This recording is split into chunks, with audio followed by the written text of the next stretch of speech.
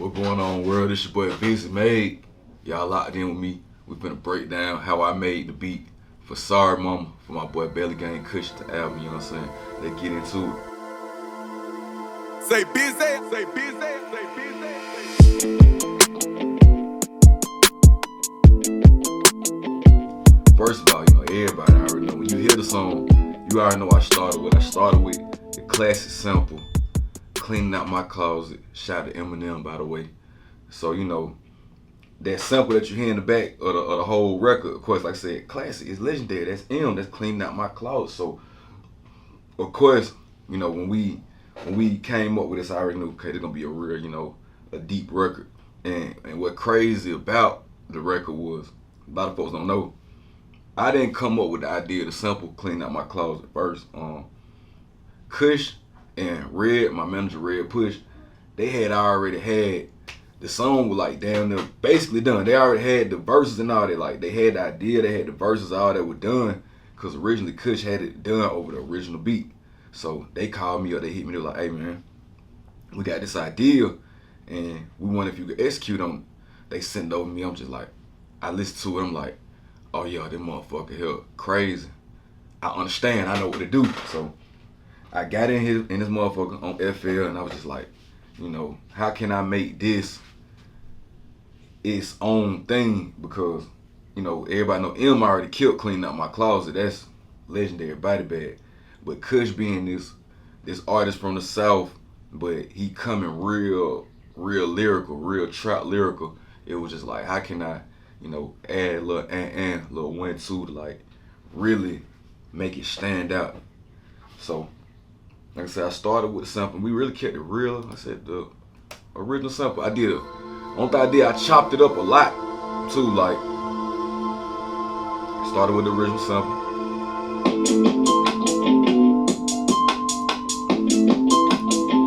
And what I did is I ain't even split them.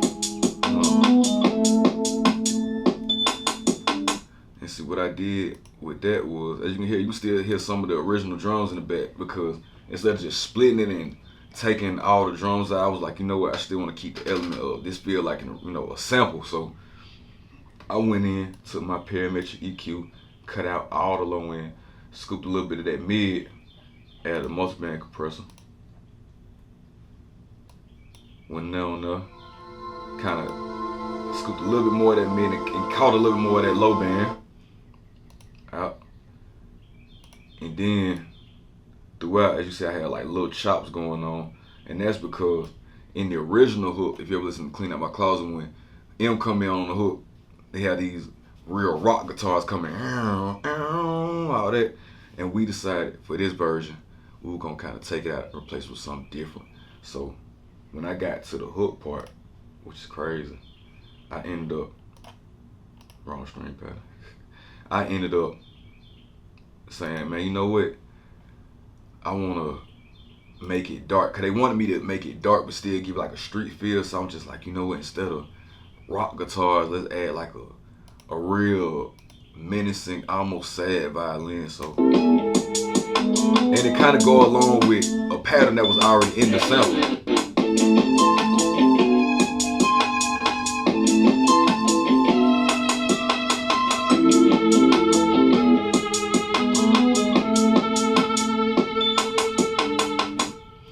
You see how like the reverb on that violin and how sad it sounds, it makes it sound, get that darkness, that eeriness about it. It almost make you feel like you need to look over your shoulder when that violin come in. So of course from that, we start building up. Like I said, outside of the violin and the sample, them the main two instruments, melodic elements going on. Outside of that, it was really just building up the drum. So I know how I want to come in. I was like, you know what? Come in real subtle. I came in, I added kick, simple kick.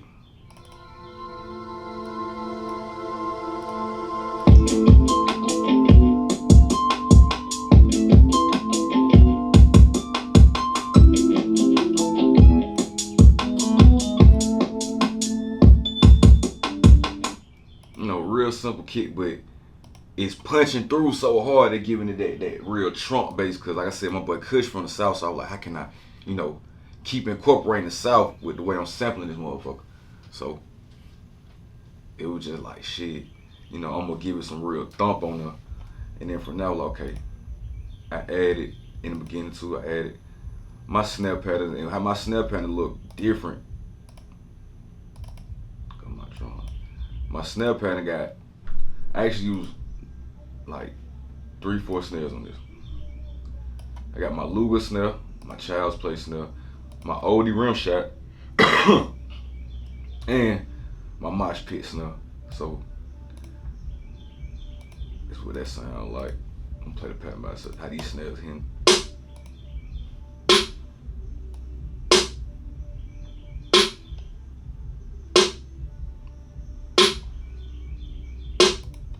So when we bring it in,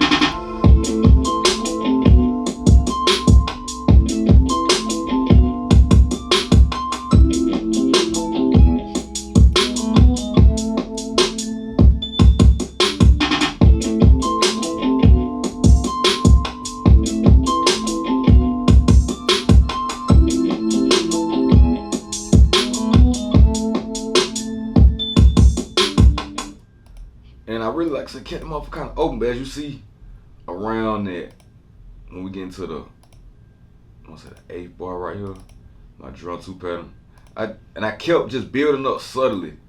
I added a little open hat. Play it by itself, no, play the pattern myself.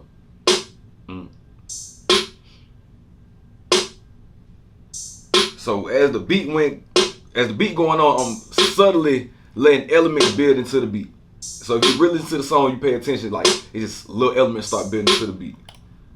So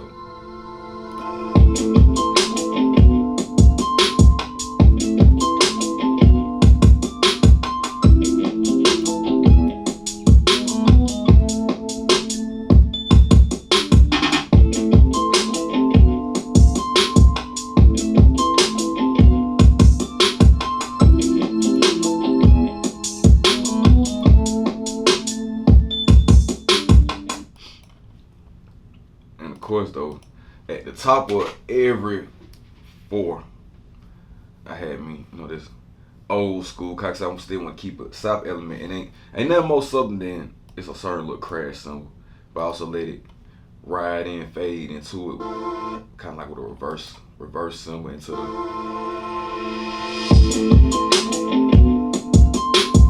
But I made sure I turned it down and kept it a little faint, so when you hear it, it's a real faint.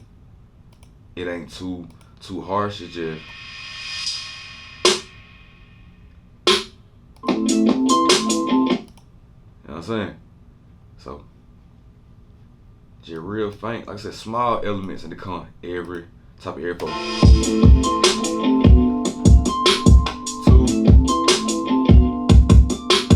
3, 4, and then we'll come back around on the 1. No, like I said, real simple elements to build up for, you know, a pretty big record when you already building on what was already a big record. So of course, if you listen to the record too, also after the 4th bar, you know, going to the 5th bar, really the 5th bar, that's when I actually bring in what really make it Southern, which is the 808s. So, and how I did it, I kept the 808 pattern going with the guitar pattern, which is also going with the main melody. So go to the pattern by itself.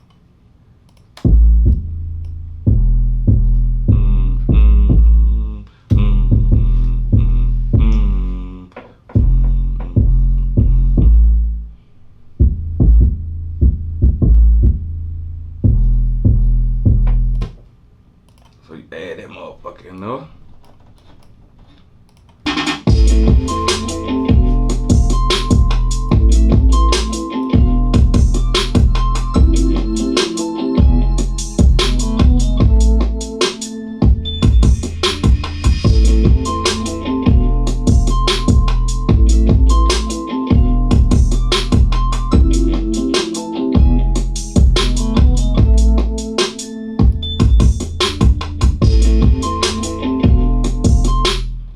So you see it, and it pays to know a little music theory because I felt like me knowing the notes and knowing how to follow the key of the whole track itself made it to where I can make that 808 pattern. I feel like the 808 pattern stand out just by how it goes from doom doom doom doom doom. Like I'm really hitting the melodies with the 808 at the same time. So I feel like that was like, crazy, but I had to do it because, I think it just it made it stand out. I know a lot of producers don't really know how to, really just make they 808 sing. Some of them just, they find that one note, they stick with them, doom, doom, doom, ride it on out. No, not me, man. We're gonna sauce it up every time. We're gonna make sure it means something to the record. So around the hook part, when you come in for his hook, we made it, like I said, simple. I gave it a dropout before the hook, and then in the hook, I actually introduced a 2-step hi-hat. And I introduced the hi-hat just to give it a little speed when the violins come on. And I only introduce for 4 bars at the same time, which is crazy. So I give it a little speed and then bring it back mellow. So I'm gonna let y'all hear that going into that. Going from the end of the verse into the hook. So we got this dropout.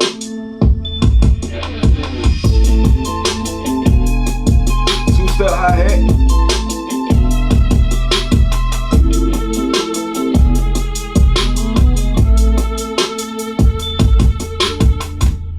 And then what I did after that, like I said, I only brought that 2-step hi-hat in for 4 bars, right? So I did that strategically also because in the beginning, like I go back in the beginning when we first, I did another version of this beat. And the only thing that was really different was I had a few more elements going on with the drums. Like the 2-step hi-hat, it originally was damn near throughout the whole beat. But when we got to the finalization process, we were like, Red gave a suggestion like, hey, what if we leave it real open up until we get to the hook? And I was like, that's a good ass idea. But then when he said that, I was like, okay, cool. How about this? How about we introduce the 2-step hi-hat on the hook, but we do it like we keep it to a minimum. We still keep them 2-step hi-hats to a minimum. So I'm like, we're gonna keep it for just the first 4 bars of the hook.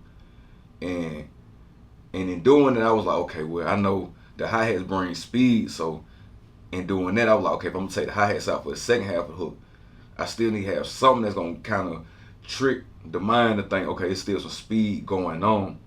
So what I did was I introduced another kick and 808 pattern, and I don't think I did was just add like a couple more kicks where it's thumping more. So if you pay attention, I'm gonna let y'all hear it. I'm gonna let y'all hear the 808 kick pattern that I introduced, going from the first 4 to the second 4. I'm gonna let y'all hear it by itself. Then I'm bring everything back so you can hear what it sound like together. So this the first 808 line.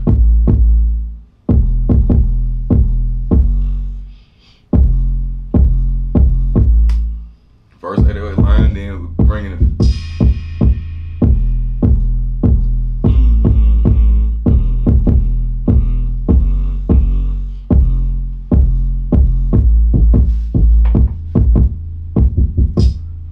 And the end of that, how I had them kicks in the 808s, like I accidentally had like moved some of the kicks off from the 808, and I was gonna put it on the, I was gonna line it up, but I was like, nah, how I was going doom doom doom doom doom. I was like, what, that's kind of giving it a crazy ass drop. So sometimes you end up doing something on accident and it be fire as hell. So then you just be like, man, fuck that, I'm gonna keep it in there.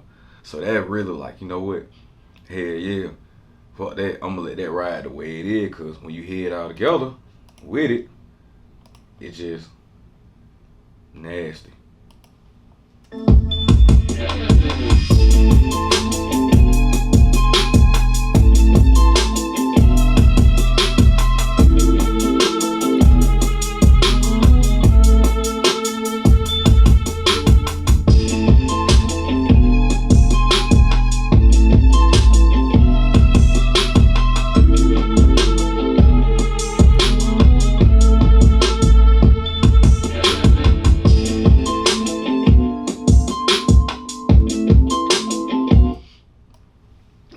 you see, like I said, it kept like that intensity going, but it also kind of like helped the beat go back into the verse real smooth. Like it was climactic, and then okay, boom, right back into the openness, which is gonna be the second verse, which matches the openness of the first verse. So this beat was really like, well, my recreation was really about like, you know, doing the same thing, but doing it the way I would have did it as far as percussion wise. And that's basically like, you know, sending people on a roller coaster ride, because lyrically, I already felt like Kush already did that. I heard, you know, so I heard the verses before the song was complete. Before I even did my part, I heard the verses. So I was like, you know, the song itself is already gonna, you know, it's emotional. It comes from a real place. It's real music. So I gotta make sure on my end the production stand up and you feel the emotions that my boy conveying, and at the same time still keeping it, you know, intact and a homage to the original by making sure it feel like a roller coaster ride. You feel the climax. You feel okay. Oh my God! Then okay, we back to calm and still, but it's calm, but what the word I look for? Serious. We back to the calm but serious, but we getting back up. We climb back up to that hill again. We getting back up there. You feel me? Till we get to that second hook, and you know, you back up that top of that mountain again. And then what I like, but we also did like a little bridge. You know, if y'all heard the little bridge where Kush was talking, and we did the scribbling, the little scribbling sound in post on the recording end, but we had a bridge, and I just dropped everything out but the violin. Dropped everything out but the violin. Slowly brought the 808 back in. We took it on home toward the end. So from the lab, I'm playing from the lab hook to the bridge.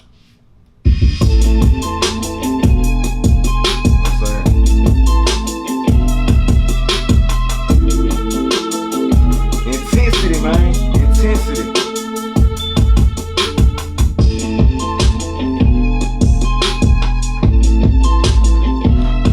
Shout out to boy, bro. I'm thirsty.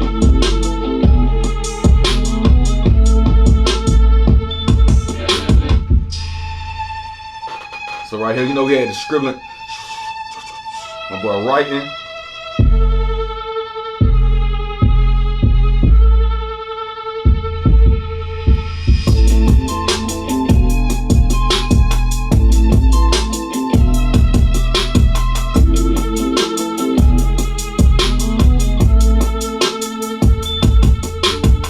Man, them violins so damn menacing. That shit, I love them violins. And shout out to my boy Red again, because even the fact that them violins getting added was just Red saying, hey man, we need that beat hard. We just need something in here that's gonna be a little different, but gonna make it feel just a little haunting, a little eerie, a little, you know what I'm saying? And I was just like, you know what? Me knowing my instruments, me just thinking about sounds that I just know always gonna give off a eerie vibe. I'm like, man, I go to that violin, got a little tremolo on it, so it's like it crying a little bit. You know what I'm saying? That motherfucker crazy, but that's how, you know, that's how it came about. Oh yeah, of course, man. You know, the piece of resistance had to add the tag and what that boy say? Say Bizzie, say Bizzie, say Bizzie.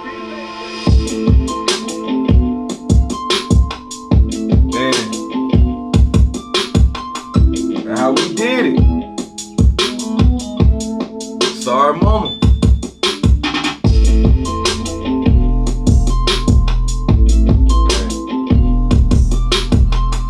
And I don't know about y'all, but it's one of my favorite songs that ever dropped this year. So, you know, y'all keep running them numbers up, keep streaming it. Cause it's on the flow, baby, it's on the flow.